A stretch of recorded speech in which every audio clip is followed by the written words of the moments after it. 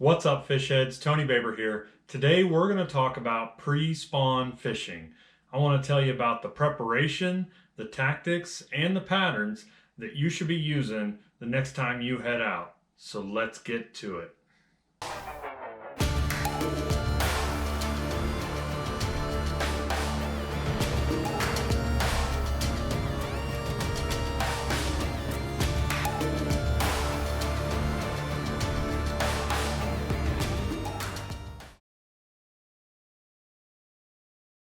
Alright, so I want to break this video down into two different parts. We're going to do one video, but in the first half of the video I want to cover more of the preparation for the fishing trip as well as some of the baits. And then in the second half we're going to jump onto the computer here and I'll show you breaking down kind of a map for a random lake that I'm going to find on there, and just kind of break it down as far as what I would look at in terms of those primary and secondary patterns as we transition through pre-spawn to spawn and things like that as far as the lakes go. So to start off with, as far as the preparation goes, there's a few things that I really look at leading into a trip or a tournament or something that's going to be in that pre-spawn period. And the main things that I look at are water level for the lake, especially on some of those highland reservoirs that have the fluctuating water levels as winter drawdown happens and then coming back up into spring, and how that water will pull back up based on snow or rain that happens early in the spring. The next thing that I look at is weather. So what's the weather like leading up to the trip, as well as what's the weather going to be while I'm there fishing. And then the last thing that I look at is water temperature. So if you can find something that gives you a reliable water temperature, which I know some lakes it's a little bit harder than others just because there's not a whole lot of readily available information.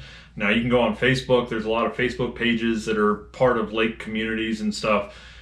And if you go onto those, then sometimes you can either ask the question or you'll even find the information if it happens to be like a Facebook fishing page for Dale Hollow Lake or Lake Cumberland or whatever lake it is that's local to you that you're trying to go to. So I utilize that information in a couple different ways. So as far as water level goes, I'm looking for what's the trend for the water level. What's the summer pool level? What's the drawdown level? And where are we at right now? And is that water coming up? Is it holding steady, or is it dropping because maybe they've had a lot of rain and they're trying to control the water level a little bit? So that plays a big part because those fish are going to move with that water.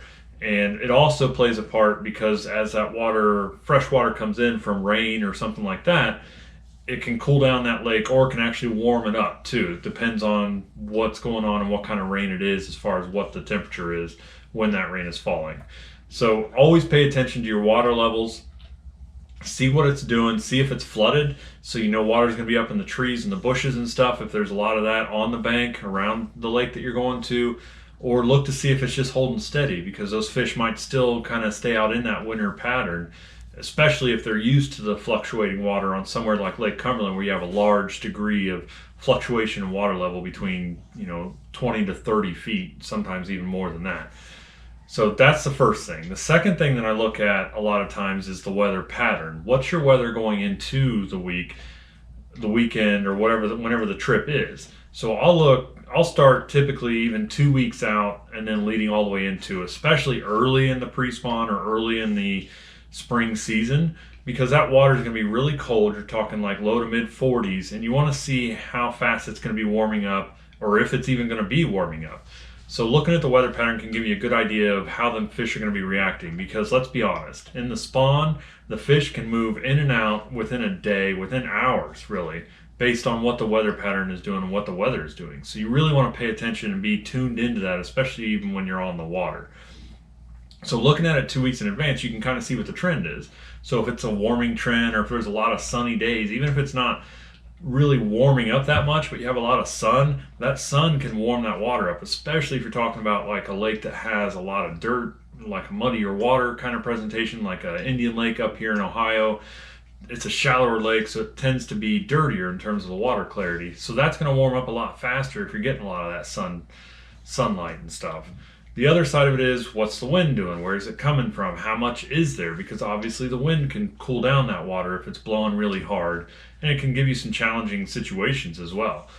So that kind of covers the weather side of it. And then going into the last bit, which is more of your water temperature. So you want to know, if you can, what the surface temperature is of that water, because obviously there's a lot of different things that hinge on water temperature.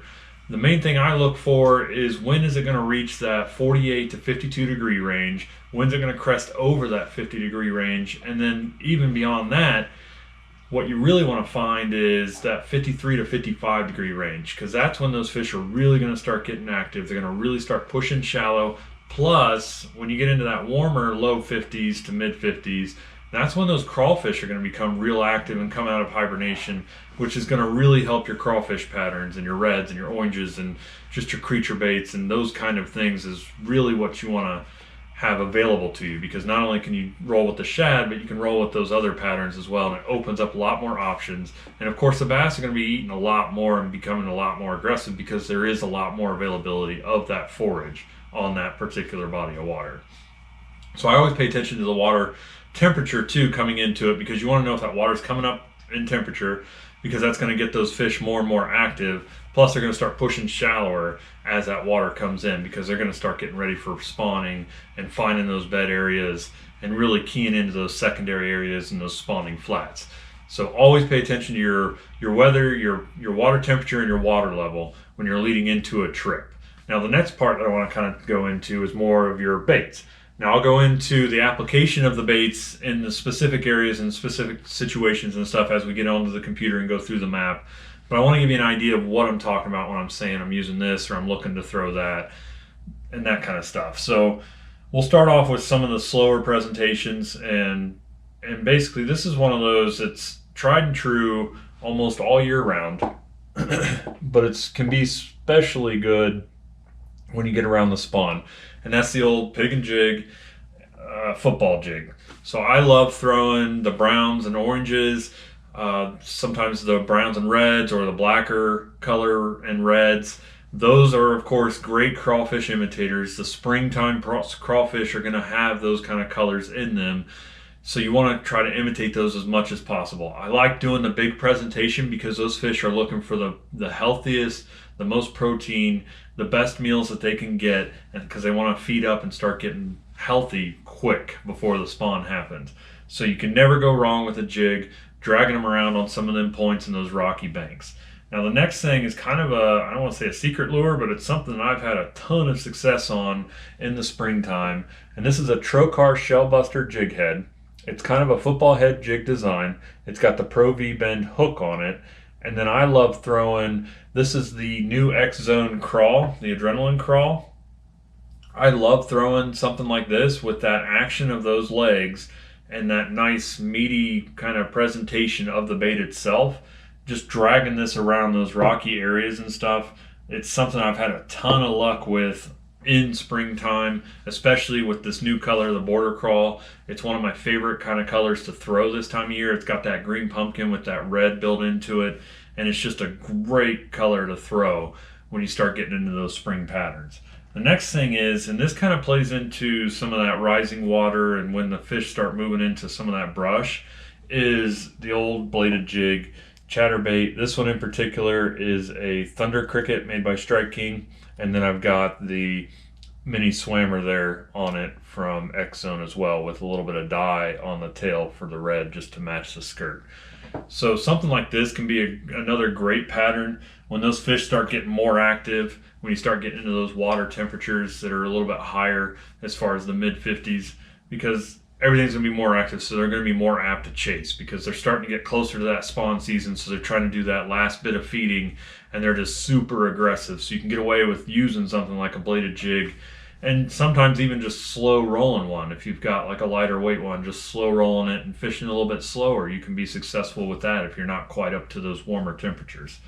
Now some of the rest of these are your tried and true kind of cold water winter fishing type of baits, with the exception of maybe the spinner baits. But this one here is a rock crawler by Spro. It's a great crankbait because you can cover so many different areas of the water column with this as far as depth goes. I mean, you're talking anywhere from that 8 to 14 foot range. Wiggle warts are also a great kind of substitute for that, or the same kind of thing. because you got that mid-size pattern with really good wobbling action that's going to get those bass to react really well to it. Plus you can cover a variety of water depths, which is great utility to be able to have as far as when you're trying to find those fish and locate them, especially with them being able to move by the hour, you know, moving up shallower to deeper based on what the weather conditions are. So something like that is a very valuable tool in the springtime, just because it gives you so much versatility to be able to cover different areas of the water. Now, one of my favorites as well, which kind of covers the same depth range, is a 1.5 flat by Strike King. This is one of those flat-sided crankbaits which you always hear people talking about in the wintertime, because it gives off that strong, powerful wobble and just that vibration that really can get the fish fired up. So that's one of my favorites to use, because it's got a smaller profile to it, so it's not overly aggressive, but because of that vibration and that flat side and how that wobble and action is of that bait, it can really get them fired up and really get you some good bites. Plus it goes into that same thing as kind of with the wiggle wart, where you can cover a little bit of a variety of depth from like 6 foot to 10 foot, kind of changes with your length of cast and type of line that you're using. As far as your lighter weight lines, you're gonna be able to get down deeper. So it's a great bait to just search and really try to find where those fish are located at. Now, when you start getting into those mid 50s and upper 50 range, and those fish are really starting to push shallow, this is one of my favorites right here, because it's one of my confidence baits.